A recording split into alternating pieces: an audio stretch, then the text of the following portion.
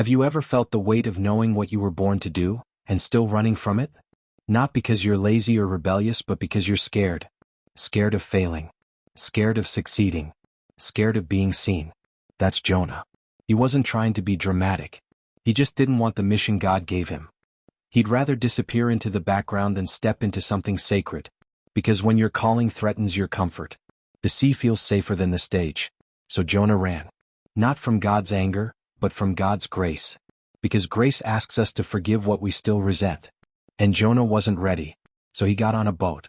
But the storm wasn't just around him, it was already within. Here at Psyche of Faith we dig deep, beyond the surface of the scriptures, into the emotions buried in the stories. Because ancient names carried modern pain. Jonah's journey isn't just a Sunday school tale, it's our inner battle on display. We all have a Nineveh. Something we're called to face that terrifies us. Something we've prayed to avoid. This channel exists for the broken, the running, and the almost given up. Not to shame you, but to sit with you in the middle of your storm. To remind you that God isn't done. That your avoidance isn't the end of the story. So take a breath. And let's journey together into Jonah's heart. Because you just might find yours along the way. Jonah was a prophet, not a volunteer. He didn't sign up for this. He was chosen. But he wasn't thrilled about it. God asked him to go to Nineveh, a brutal city known for its cruelty. Jonah saw no justice in offering them mercy. And deep down, maybe Jonah feared that God's grace would work. That they'd change. That God would forgive. And he'd be left with his rage. So he fled. But not just physically. Emotionally. Spiritually.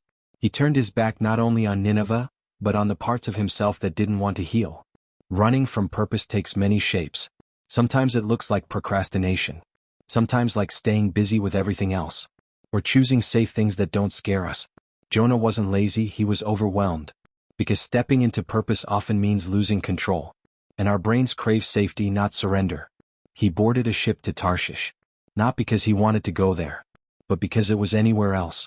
That's how avoidance works. It doesn't need a destination. Just distance. Distance from the thing that hurts. From the thing that asks too much. From the voice that keeps whispering, "This is who you really are." God sends a storm. Not to punish, but to intervene. Because sometimes, divine love shows up as disruption. The waves crashed, the winds howled. And Jonah slept. Not from peace, but from exhaustion. Have you ever been so tired of yourself that even the chaos doesn't shake you anymore? That was Jonah. But God wasn't done. The storm was grace in disguise. A divine interruption. Saying, "I still believe in who you are, even if you've forgotten." The sailors panicked. They didn't know Jonah's God, but they knew something spiritual was happening. They begged him to pray. But Jonah knew the storm was his. And when you know you've been running, guilt speaks louder than thunder. He told them the truth. And offered himself up as a sacrifice. "Throw me into the sea," he said. Not from courage, but from shame. Sometimes we'd rather disappear than deal. Rather sink than confront our soul. Jonah's request wasn't brave, it was broken. But God even meets us there. The sea didn't kill him. God sent a fish. Not to trap him, but to hold him. A womb, not a prison. A place of stillness. Of holy isolation. Have you ever been in a season that felt like darkness, but was actually your rescue? Jonah had 3 days. 3 days with no distractions. No noise. Just himself and God. And in that stillness he remembered. Remembered mercy. Remembered identity. And he prayed, not because he felt strong but because he finally stopped running. Jonah's prayer was raw. He didn't recite polished lines. He cried from the belly of a fish. From the depths of disobedience. And that's where true transformation begins. Not in perfection, but in surrender. He acknowledged his fear, his pride, his need. And God heard him. Not because Jonah got it right, but because God responds to humility. Sometimes the most spiritual thing you can do is say, "I can't do this without you." And that was enough. The fish spit him out. Not because Jonah earned it, but because grace has always been more about God than us. He stood again, on shaky legs. Covered in seaweed and second chances. And this time when God said, "Go to Nineveh," Jonah went.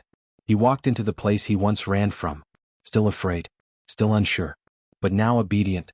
Because healing doesn't erase fear, it just teaches you to walk with it. Jonah preached. And Nineveh listened. The city turned. And God forgave. And Jonah got mad. Jonah sat outside the city. Angry that God was soft. Angry that his enemies got mercy. And maybe deep down angry that he didn't. He watched and waited, hoping Nineveh would mess up, that judgment would fall, that his pain would be validated. But it didn't. And God, gentle as ever, gave him a plant, then took it away, and asked, "Do you care more about this plant than the people I just saved?" Jonah wept over the plant, not because of the plant, but because he felt exposed. Have you ever realized that what hurts you most isn't what happened, but what it revealed about your heart? Jonah's compassion was limited. He could feel for himself, but not for his enemies. And God, ever the loving counselor, used that moment to teach him that real love isn't selective. That purpose means carrying grace, even when it costs us pride. Jonah had to face his limits, not to feel shame, but to grow. Jonah's story ends without a tidy resolution. No grand repentance, no final words, just a question from God. An open ending. Because maybe the lesson wasn't about Nineveh at all. Maybe it was about Jonah. About the struggle of holding purpose in an imperfect heart. The tension of obedience and resentment. God doesn't scold. He just asks, and leaves space. Space to wrestle. Space to choose. Purpose is not a path of perfection. It's a relationship between a flawed soul and a faithful God. Jonah wasn't disqualified. He was invited again, and again, and again. Because God doesn't discard the reluctant. He walks with them. He shapes them. Even when they sit in the dirt. Even when they pout under plants. Even when they still don't get it. God stays. Because purpose isn't about arrival, it's about alignment. Jonah teaches us that obedience doesn't always feel good. Sometimes it feels like surrendering your version of justice. Sometimes it feels like watching your enemies heal while you still bleed. But healing isn't fair. It's holy. And Jonah had to choose whether to be bitter or better. Purpose will always expose your heart before it elevates your platform. That's why many run. But those who stay, those who wrestle, those who pray in the belly, they rise with new eyes. Eyes that see as God sees. Even if they still limp. Maybe you've run. Maybe you're running now. Maybe you've boarded 100 ships to Tarshish, hoping to outrun the voice that calls you. But here's the truth, you can't outrun love. And you can't drown a calling. It'll wait in the wind. It'll echo in your quiet. It'll find you in the middle of the sea. Not to punish, but to pull you back. Because God isn't done with you. And the very place you fear may be the place you're called to bring healing. Not just for them, but for you. Your mistakes don't cancel your mission. They prepare you for it. Jonah's greatest message came after his biggest failure. And so can yours. The belly of the fish was not the end. It was the reset. The same can be true for you. You are not too lost. Not too angry.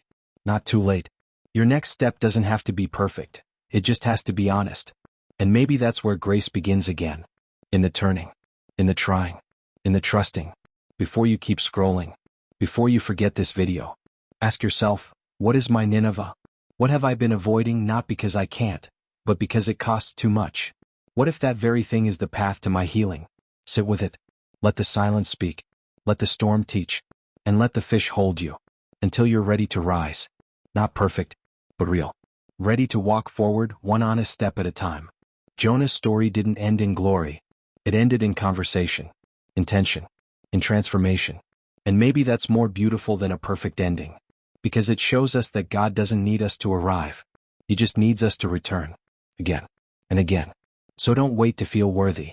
Don't wait to stop being scared. Just say yes. Even if it shakes. Even if you cry. Even if you still don't fully understand. That's enough. You might feel buried. But maybe you're not buried, you're planted. Maybe your season of stillness is the beginning of purpose. Jonah didn't die in the fish. He was formed. And you are too. Even now. Even here. Let the silence grow you. Let the discomfort stretch you. Let grace meet you where striving failed. Because purpose always begins with surrender. And resurrection always starts in the dark. Thank you for walking with us through Jonah's journey. If this touched your soul, don't rush away.